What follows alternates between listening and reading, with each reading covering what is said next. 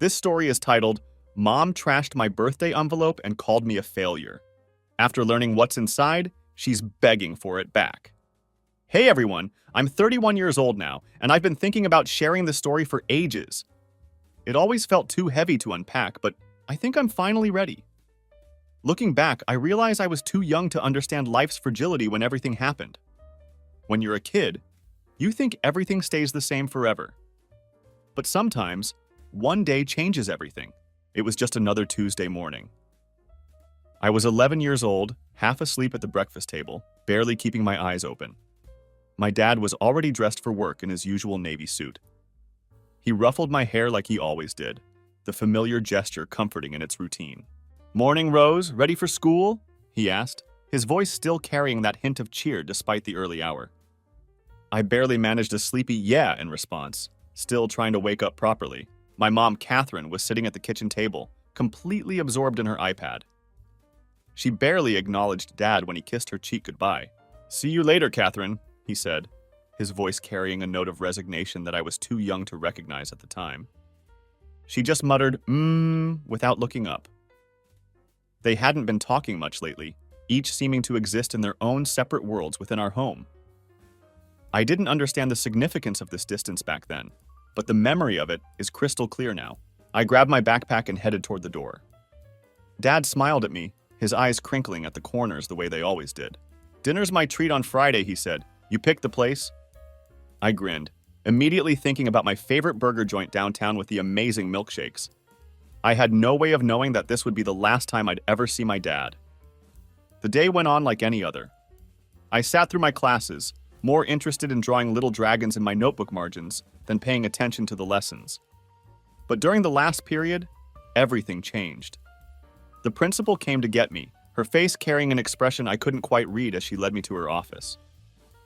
My mom was already there, holding a tissue but not crying. She looked oddly calm, almost detached.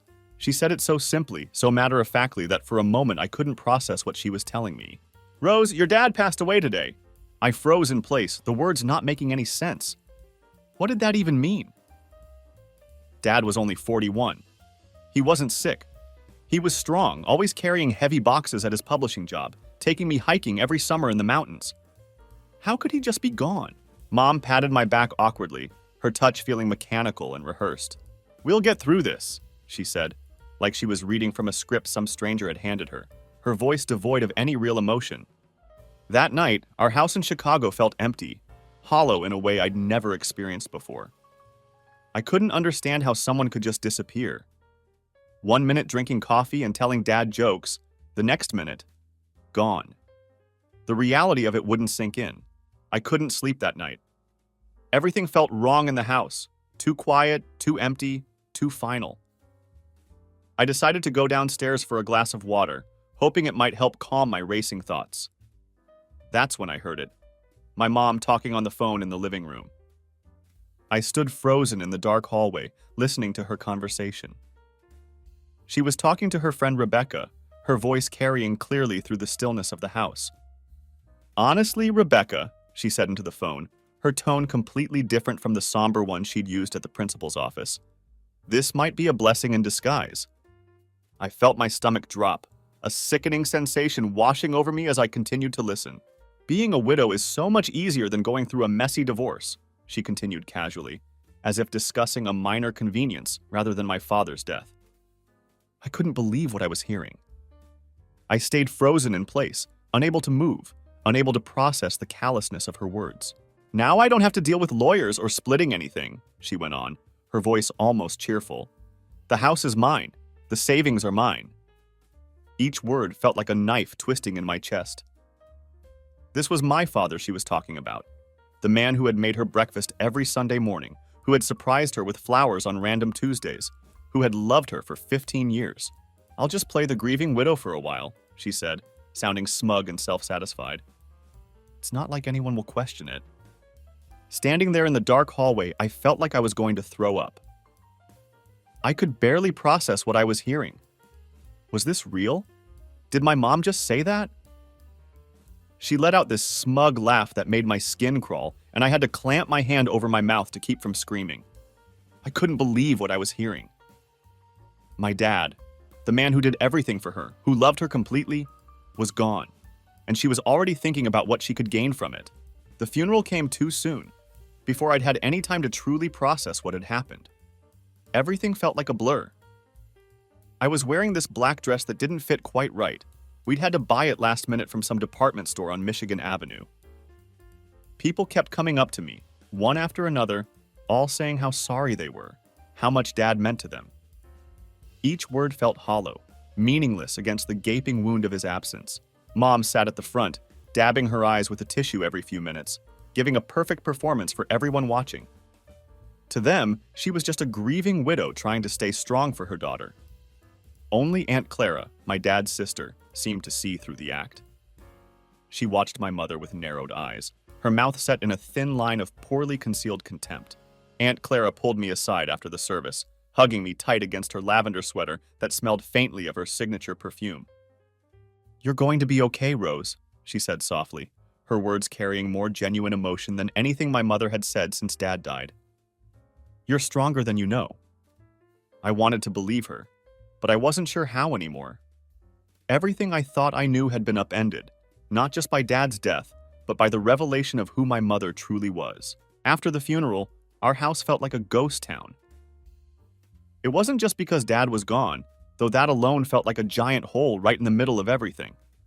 There was something heavier lingering now, the weight of what I'd overheard, the knowledge that my mother wasn't who I thought she was. Mom could barely look at me anymore.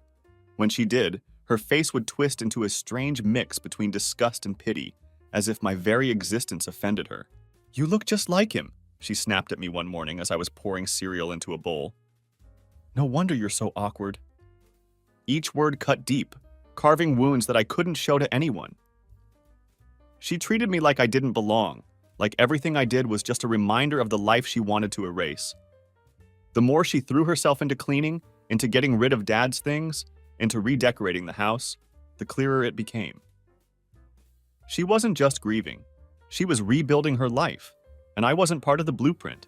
The day after the memorial service, Mom started making changes around the house. She went through Dad's closet like a hurricane, pulling out all his clothes, the designer suits he wore to work, the old band t-shirts he loved to wear on weekends, even his favorite Chicago Bears jersey, and dumped everything into black trash bags like they were nothing, like they weren't his most precious possessions. I watched silently from the doorway as she erased him piece by piece. A week later, she started talking about renovations over breakfast. I was barely touching my cereal, pushing it around in the milk rather than eating it. "We need to move forward, Rose," she said, scrolling through her phone, probably looking at paint samples. The living room could really use a fresh coat of paint, maybe something brighter, more cheerful. Every time I tried to stop her, every time I opened my mouth to protest or to suggest keeping something of Dad's, she just brushed me off like I wasn't even there. So I kept silent and watched as she erased him bit by bit until there was nothing left. I tried to talk to Aunt Clara about it one night when I was staying over at her cozy brownstone apartment, the one with all the plants in the windows and the old records stacked in the corner. "She's acting like Dad didn't even matter," I said, my voice breaking as I struggled to put my feelings into words. Clara sat next to me on her old floral couch, the one that had been there for as long as I could remember. She chose her words carefully, her brow furrowed in thought. "Your mom's always been complicated," she said, which felt like an enormous understatement.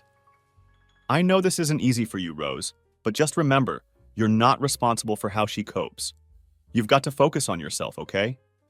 I nodded my head because that seemed like what she wanted, but her words didn't make me feel better. Nothing did anymore.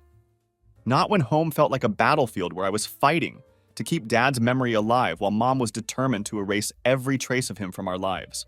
3 months after Dad's memorial, Mom decided to surprise me with an announcement. We were eating dinner together, just the two of us as usual. The chicken stir-fry was getting cold on my plate as I pushed it around without much appetite. "So," she started, not even looking at me as she spoke, "I've been seeing someone." I gave her a death glare, completely shocked by this revelation.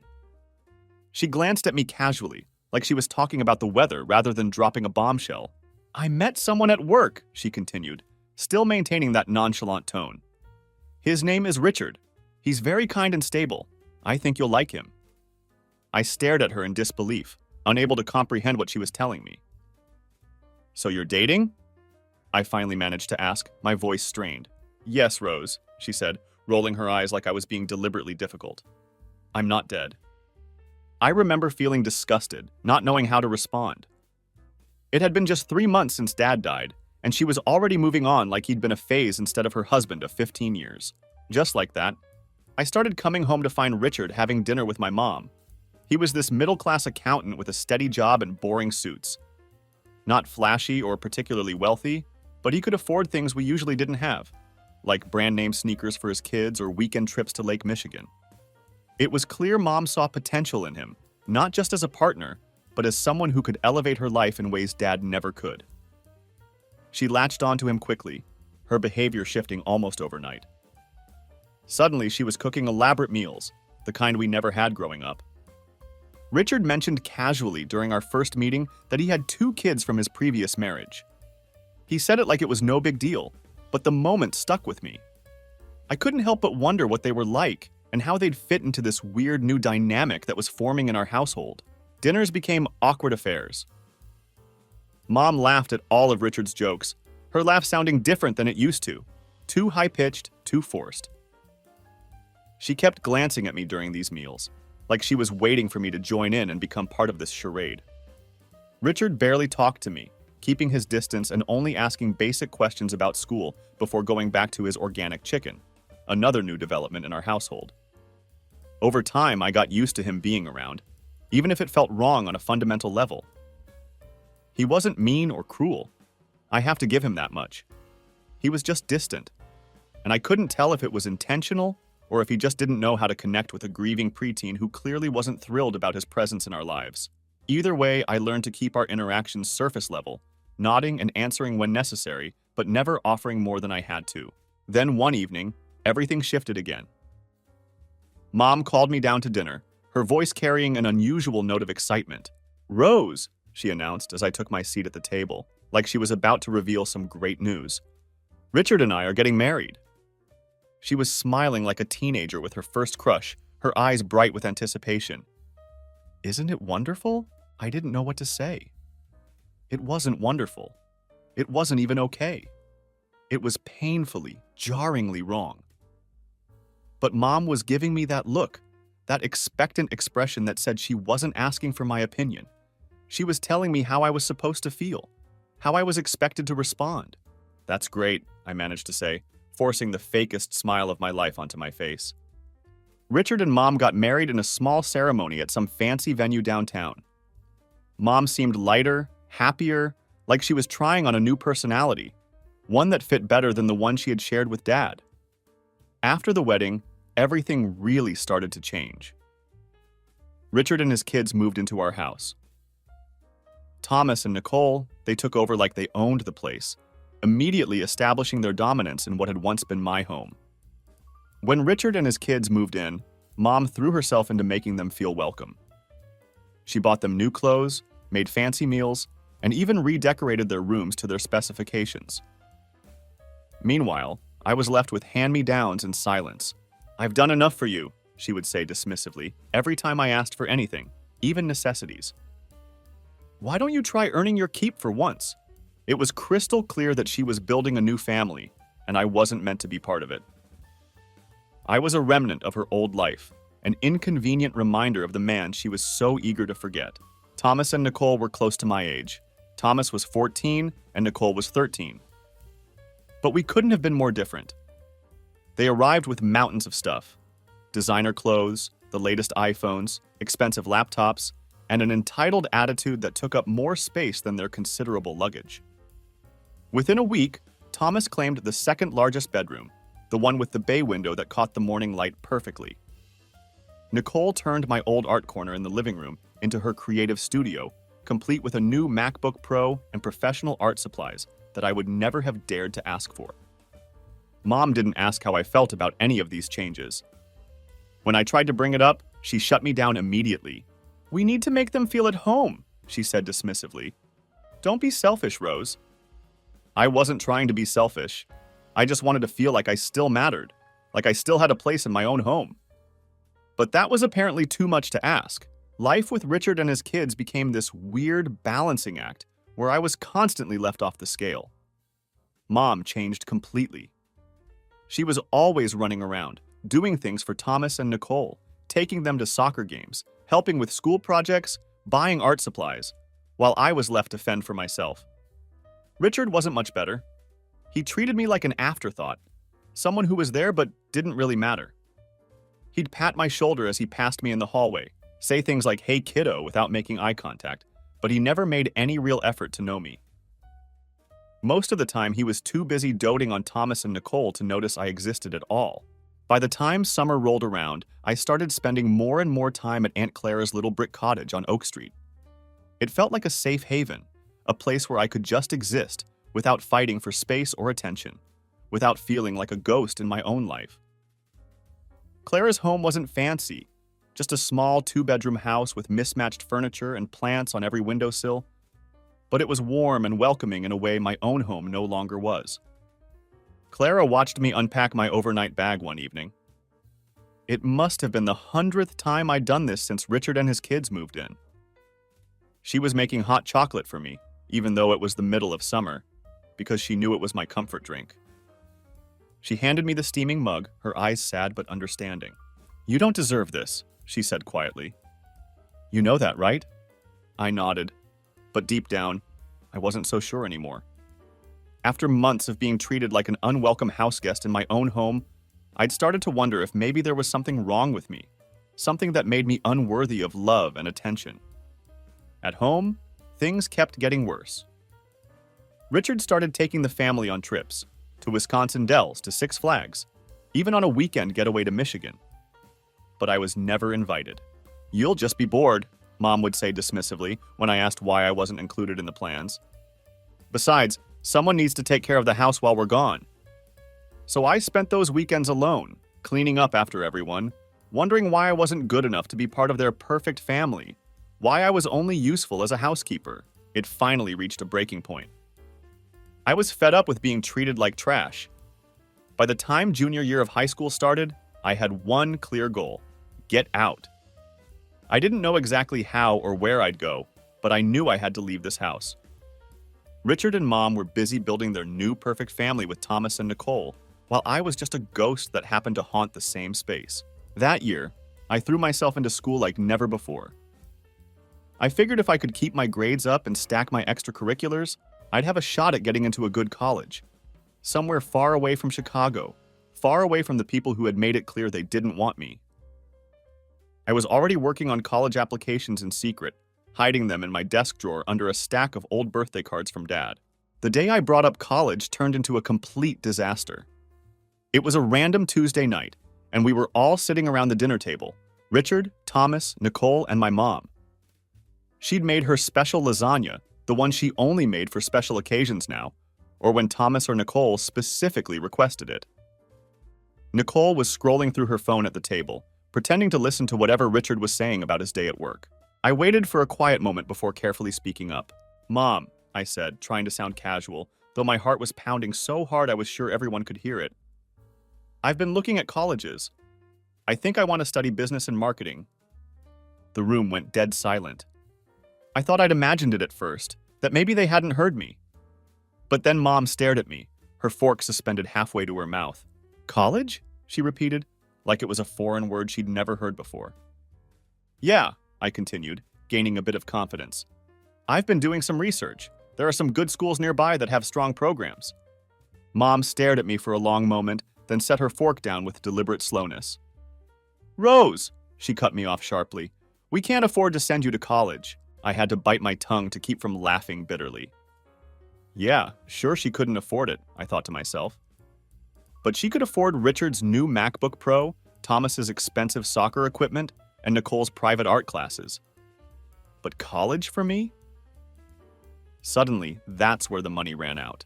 I stood my ground, trying to keep my voice steady, even as I felt my face growing hot with anger.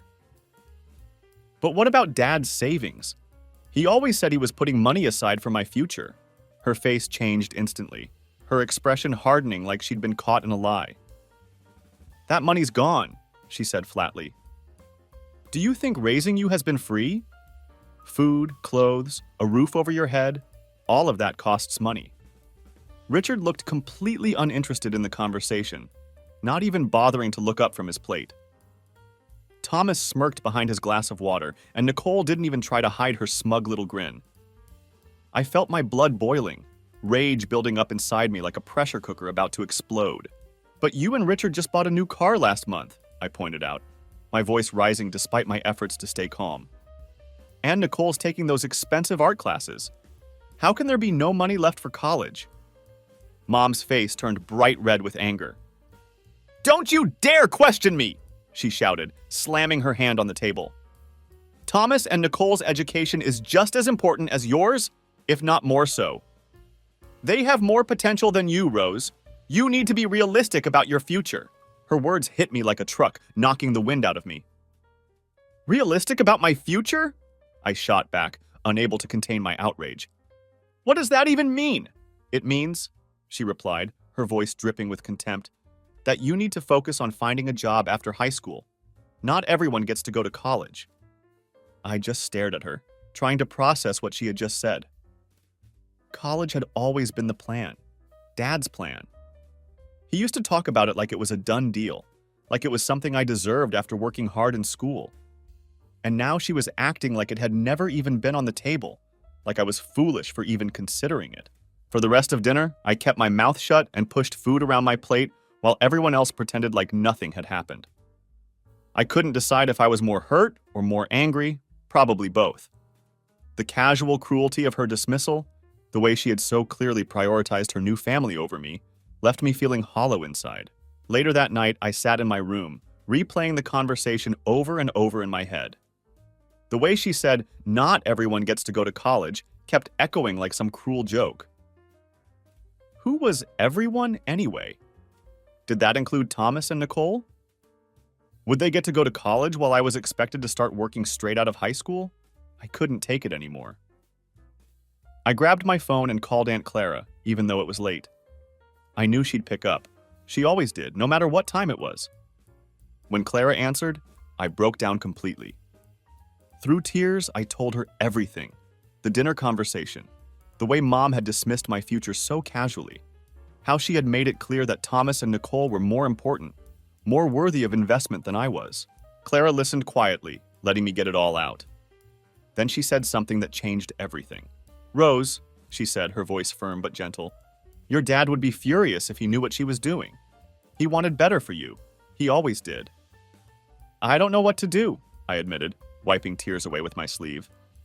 "I can't stay here, but I don't have any other options." "Come over tomorrow. We'll figure it out," she said, her voice full of determination.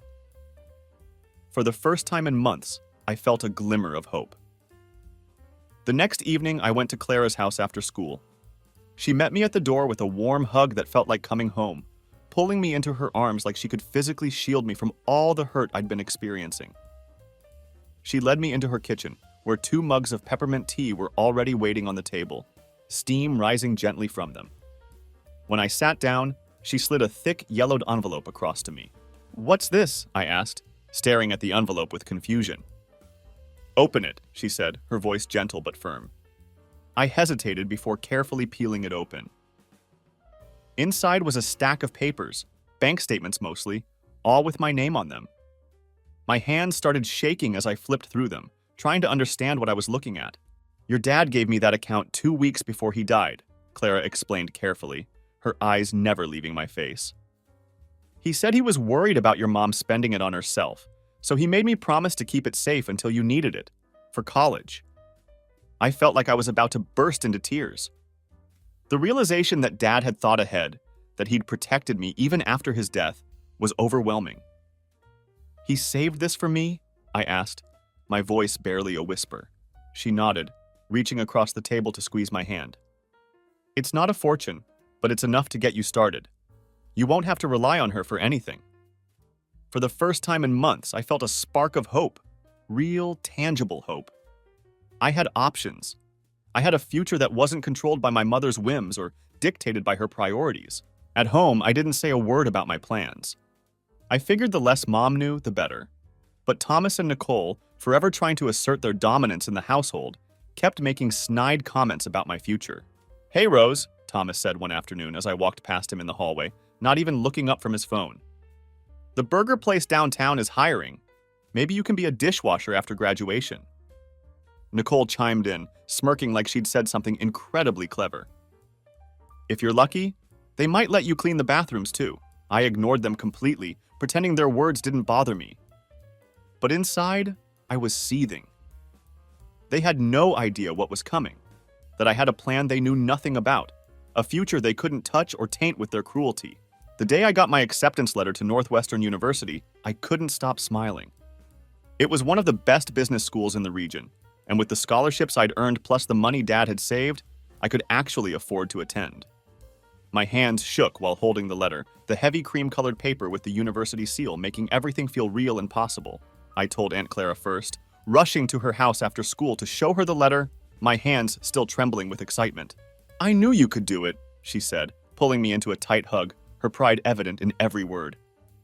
"Your dad would be so proud of you." I felt tears forming but held them back. These were happy tears for once, tears of relief and vindication rather than pain. At home, I kept the news to myself. Mom didn't ask about my plans, and I didn't offer any details. Letting her in felt like giving her power she didn't deserve, power to try and stop me or ruin this achievement too. I'd learned the hard way that keeping her at a distance was the only way to protect myself from further disappointment. Then graduation day rolled around. It came quicker than I expected, a sunny May morning that should have been a celebration, the first step toward the life I wanted, the future I'd worked so hard for. But of course, my parents had to ruin this too. After the ceremony, while everyone else was taking photos and hugging their families, Mom and Richard pulled me aside. They didn't even wait until we got home to hit me with their latest bombshell. "You're 18 now, Rose," Richard started, adjusting his cheap polyester tie with an air of authority that made my skin crawl. "We've been more than generous, but it's time for you to start thinking about your next steps." Mom nodded, adding with fake concern, "You'll need to find a job and figure out where you'll be living. You can't stay here forever." I stood there stunned, trying to process what they were saying. They weren't even trying to hide their eagerness to get rid of me, to wash their hands of any remaining responsibility. I managed to nod, mumbling something like, "I understand," and then smiled calmly. "I'll be moved out by next week," I said, the satisfaction of having my own plans already in place, making it easier to maintain my composure. I walked away while they processed that, leaving them standing there with confused expressions. I think they expected me to break down, to throw some kind of tantrum or beg them to let me stay. Richard managed to stammer, "Oh well, good. That's very mature of you." That was it. They didn't even ask where I was planning to go, too relieved that I had agreed so easily to their ultimatum. I didn't want their words to affect me, to ruin what should have been a day of celebration. I looked into the crowd and found Aunt Clara standing there in her blue sundress, smiling proudly at me. It felt like stepping into a safe harbor after years of navigating stormy seas. She hugged me tight and whispered, "You did it, kiddo. You're going to do amazing things." I smiled through the sting of my parents' words, feeling lighter than I had in years. This wasn't just graduation day. It was my freedom day, the beginning of a life that was truly mine to shape. The day I finally packed my bags, I waited until the house was completely empty. I didn't want to deal with any dramatic goodbyes or last-minute attempts to make me feel guilty. Aunt Clara came to pick me up in her blue Honda, waiting patiently as I loaded everything into her car, my whole life packed into just a few boxes and bags. I felt this strange mix of relief and fear washing over me. This was it. I was leaving, and there was no turning back. "Are you ready?" Clara asked, watching me carefully as I stood on the sidewalk, taking one last look at the house I'd grown up in. I nodded firmly. "Yeah, I'm ready," and I meant it. We drove to the apartment I'd arranged near campus, a small place I could afford thanks to the combination of scholarships and the money Dad had saved. It was a third-floor walk-up with a window that faced east, letting in the morning sun. The apartment wasn't anything fancy, just a studio with basic furnishings, but it was clean and, most importantly, it was mine. Clara helped me unpack everything, giving me advice about everything from meal planning to budgeting to which laundry detergent to buy. She even stocked my fridge with groceries before she left, making sure I had enough to get through the first week on my own. That evening, after Clara left, I stood in the middle of my new apartment, taking in the silence. It wasn't the tense, uncomfortable silence I'd grown accustomed to at home, but a peaceful quiet that felt like possibility. This was my own space, with my own rules. No one to make me feel unwanted or like a burden. For the first time in years, I could just exist without apologizing for taking up space. The next few months were a complete whirlwind of classes, part-time work, and figuring out how to live on my own. Northwestern wasn't too far from my old home, but it felt like a completely different world. Like I'd stepped into another dimension where I actually mattered, where my opinions were valued and my efforts recognized. I made a few friends, including my roommate Hannah, a bubbly, outgoing girl who seemed to radiate positivity. She was the kind of person who could make friends in a room full of strangers, always wearing bright colors and playing indie music while studying. We got along instantly, her easygoing nature making it simple to establish boundaries and routines in our shared space. One night, Hannah and I were sitting in our shared kitchen, eating cup noodles and talking about our families. It was late, and we'd both been studying for midterms all day, the stress making us seek comfort in cheap, salty food and conversation. "What about your parents?" she asked between bites of her spicy ramen, twirling the noodles around her fork. I hesitated for a moment, unsure how much to say. My family situation wasn't something I usually talked about. "It's complicated," I replied, stirring my own noodles absently. She nodded understandingly. "I get that. Families can be messy." That was the thing about Hannah. She didn't push or pry. She accepted my vague answers without judgment, which made it easier to open up over time when I was ready. After my first semester, I finally started to feel settled in my new life. Between classes, my internship at a digital marketing agency, and weekends working at a local cafe, I stayed busy, keeping thoughts of my old home and family at bay. The internship became a turning point in my professional journey. My boss, a sharp-minded woman named Victoria, said something that changed everything for me. "Rose, you've got a good eye for this," she told me after I'd presented a campaign idea during a team meeting. "Stick with it. You've got potential." Hearing that from someone outside of Aunt Clara, someone with no family obligation to encourage me, was the confidence boost I didn't even know I needed. It was pure professional recognition based solely on my skills and work ethic. By senior year, I had worked my way up to a part-time role as a junior account manager while keeping my grades high enough to make the dean's list every semester. Graduation day felt surreal, walking across that stage to receive my diploma with Aunt Clara, cheering louder than anyone in the audience, wearing a new floral dress she'd bought just for this occasion. Soon after graduation, I landed my first full-time job at a reputable mid-sized marketing firm. The opportunities only grew from there, each project bigger than the last, each success building on previous ones and opening doors I hadn't even known existed. Then came the biggest surprise of my career so far. My boss called me into her office one morning in October. Thinking it was about one of my current projects, I walked in with my notebook, ready to take notes on whatever feedback she had for me. Instead, she slid a folder across the desk with my name on it in gold letters. "We've been watching your work," she said, her expression serious but pleased. "And the board agrees. It's time." I blinked in confusion, not sure what she meant until she added with a smile, "We're promoting you to Senior Marketing Director. Congratulations, Rose." I opened the folder, and there it was, the official offer letter with all the details. My eyes immediately landed on the salary figure, and I had to read it twice to make sure I wasn't seeing things. It was way more than I had ever imagined earning, especially at my age. I tried to play it cool in her office, thanking her professionally, but inside I was freaking out with excitement. This wasn't just a pay bump. This was life-changing. When my first bonus rolled in a few months later, I knew exactly what I wanted to do with it. My old Toyota Corolla had been a loyal sidekick through college and my early career, but it was time to level up. I headed to the dealership one Saturday morning and drove out that afternoon in a black Mercedes C-Class, the one I'd been dreaming about since sophomore year of college. The smooth leather seats and purring engine felt like a tangible reward for all my hard work. By the time I turned 31, I had achieved more than I ever thought possible. I owned a beautiful condo in the Gold Coast district of Chicago, drove my dream car, and had a job I actually loved. But most importantly, I had built a life I was proud of, one that was completely my own, shaped by my choices rather than by the expectations or limitations others had tried to place on me. Despite everything I'd accomplished over the years, my mom hadn't reached out once. I wasn't surprised, really. After all, she'd made it abundantly clear that I wasn't a priority in her new life.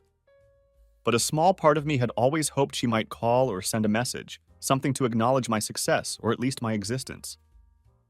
Instead, silence was all I got, a continuation of the emotional abandonment I'd experienced since Dad died.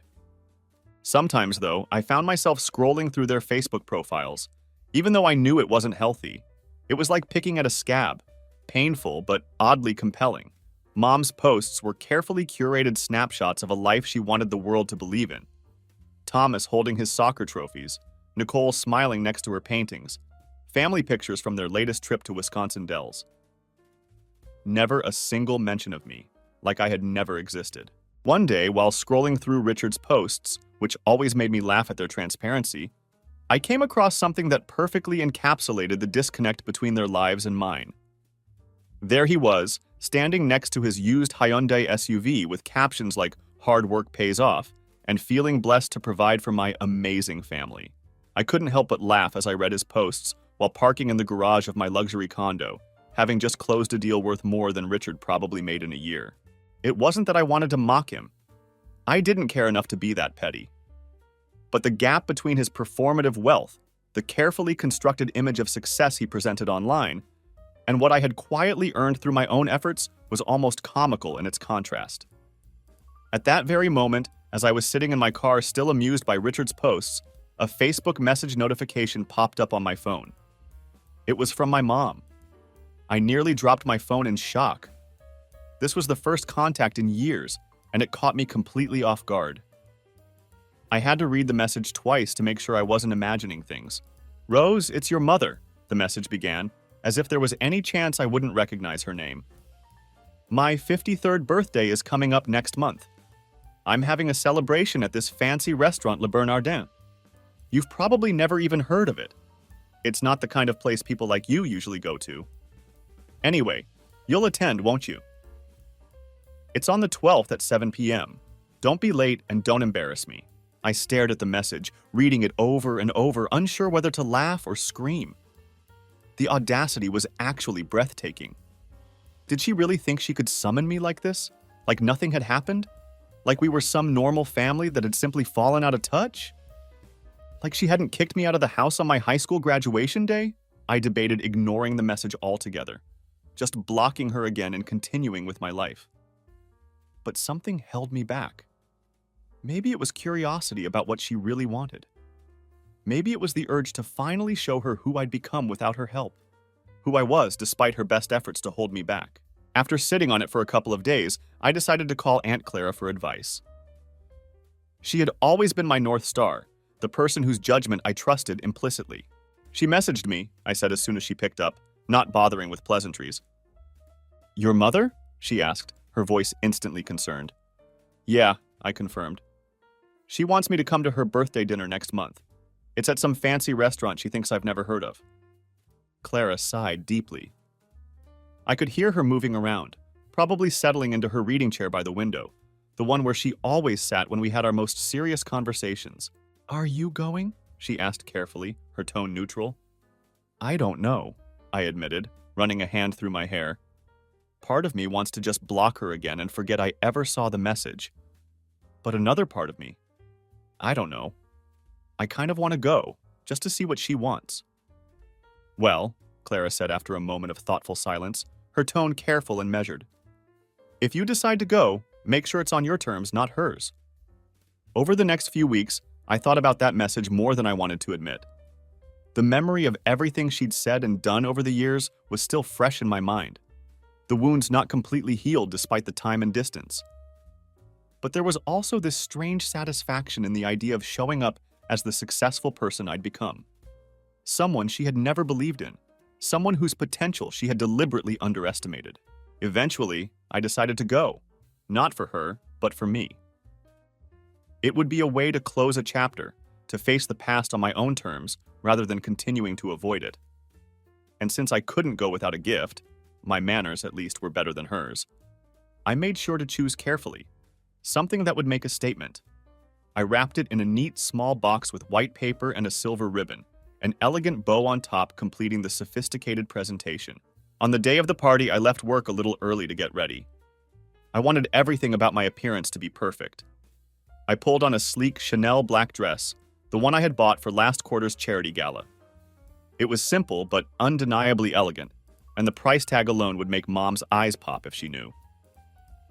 I slipped into matching Louboutin heels and applied perfect makeup, making sure every detail was just right. This was my armor, and I needed it to be flawless. I took a taxi to the restaurant, deliberately leaving my Mercedes parked safely at home. There was no need to show all my cards at once. I wanted to reveal my success gradually, to savor the moment when she realized how wrong she had been about me. Le Bernardin turned out to be exactly what I expected. Over-the-top decor with dim lighting and a menu that probably cost more to print than the food was worth. It was the kind of place that impressed people who had never eaten at a truly high-end restaurant. Nothing compared to the Michelin-starred places I'd been to for business dinners in New York, Paris, and Tokyo. The hostess led me to a private room where the party was already in full swing. The first person I saw was Mom, sitting at the head of the table in a sequined dress that sparkled under the crystal chandelier. Richard sat next to her, looking a little older but just as smug as I remembered. Thomas and Nicole flanked them on either side, laughing at something while sipping sparkling water. "Rose," Mom said as her eyes landed on me, immediately checking out my dress with a critical eye. "You're late." I glanced at the clock on the wall. It was 7:02 p.m. "Traffic," I said simply, taking a seat at the far end of the table. The rest of the room was filled with familiar faces, extended family I hadn't seen in over a decade. Aunt Linda was there, along with a few cousins who gave me polite nods, but didn't seem particularly interested in catching up. I recognized a couple of Mom's friends from her book club, the ones who had always pretended not to see me when they came over for their monthly meetings. Mom basked in the attention throughout the dinner, soaking up compliments about how great she looked for her age, how successful Thomas and Nicole had become in their respective fields.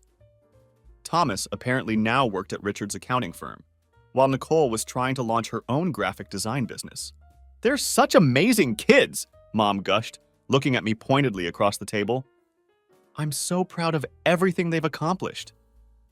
I sipped my water slowly, refusing to take the bait. I wouldn't let her provoke me into saying something that would make me look bitter or jealous. I was beyond that now. Let her play her little games.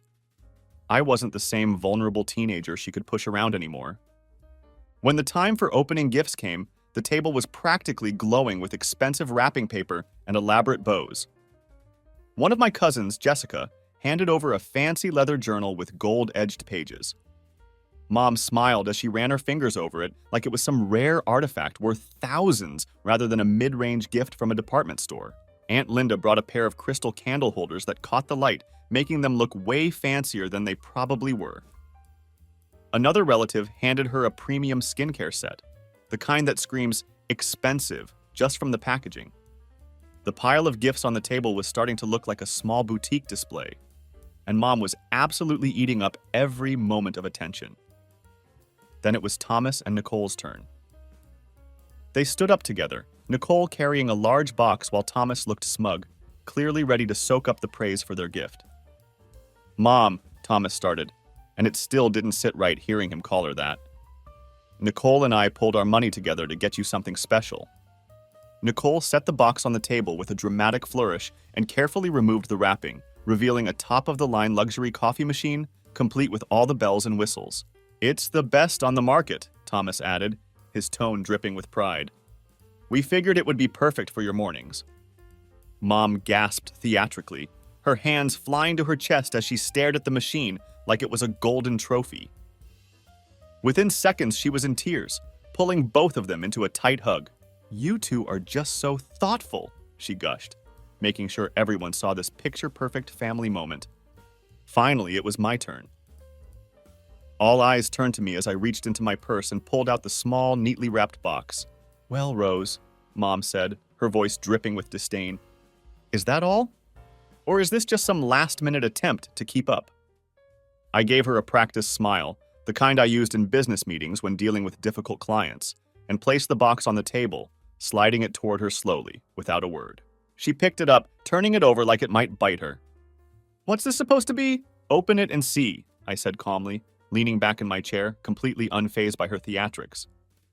She slammed the box back down on the table, making the silverware rattle. This is exactly what I'd expect from you, she spat. You show up here in that plain dress, probably the only decent thing you own. You took a taxi, didn't you? Let me guess, you couldn't afford a car.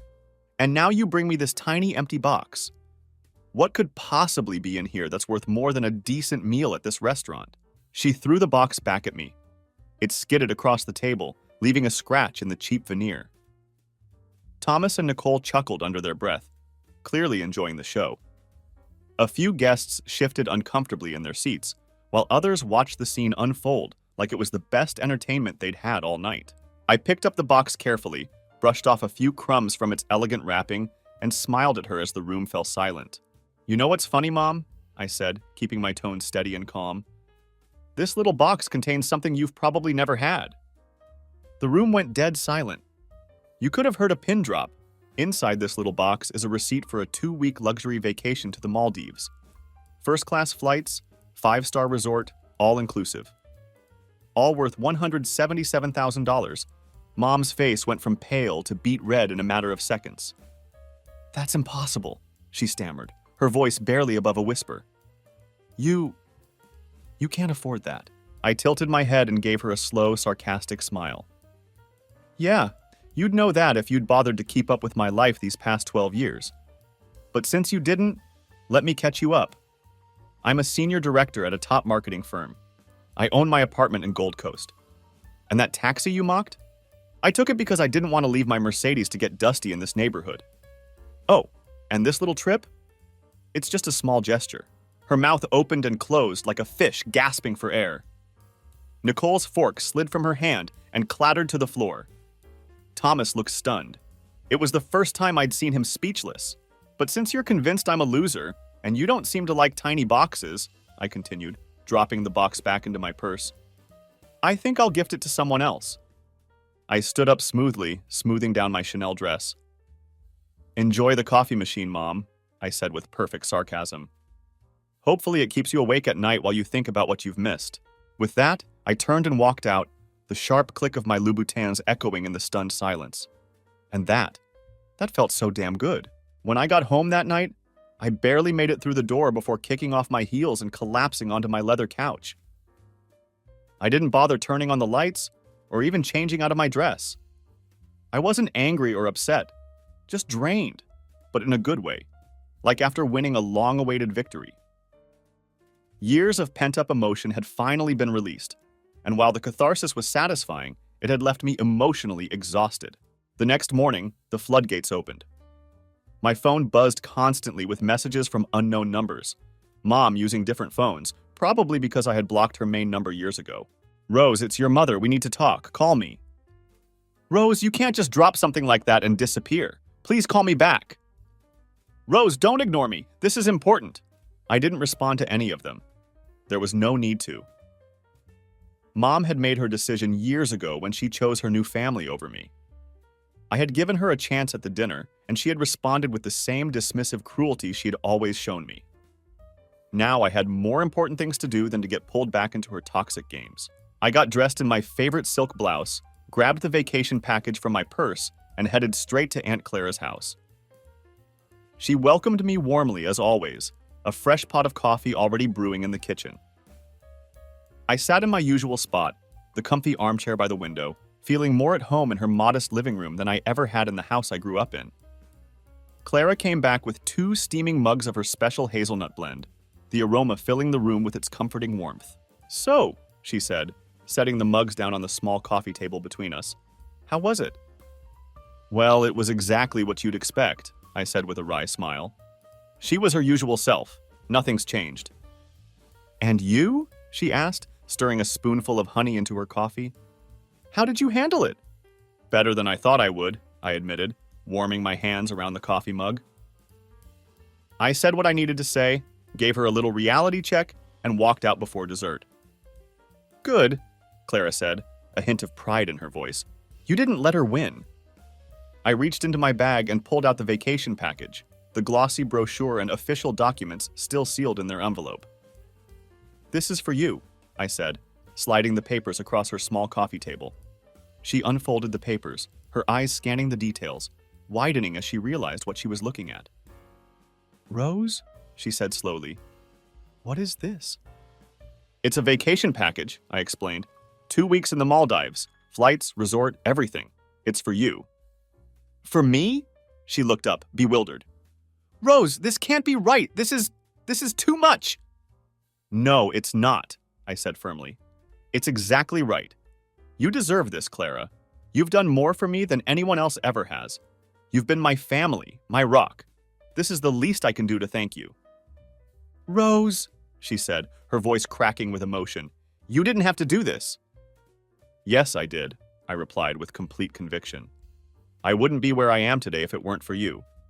You've been there for me every step of the way when no one else was. Please let me do this for you. Clara stared at me for a moment, her eyes filling with tears. Then, without a word, she leaned forward and pulled me into a tight hug. Thank you, she whispered. You have no idea how much this means to me. I hugged her back tightly, feeling a sense of peace settle over me. For everything, I said softly. In that moment, I realized that Clara had been my family in every way that counted. She had given me support, guidance, and unconditional love, all the things a family should provide. And through her example, I'd finally learned how to be there for myself too. That was the real gift out of all this. Not the success or the money or the satisfaction of proving my mother wrong, but the knowledge that I was worthy of love and capable of giving it in return. As Clara and I sat together, planning her trip and reminiscing about the past, I felt truly at home. Not in a physical space, but in the emotional security of knowing that no matter what happened, I had someone in my corner. Someone who saw my worth. Someone who loved me for who I was, not who they wanted me to be. Mom might have tried to erase me from her life, but in doing so, she had only pushed me toward finding my true family. And for that, in a strange way, I was almost grateful to her.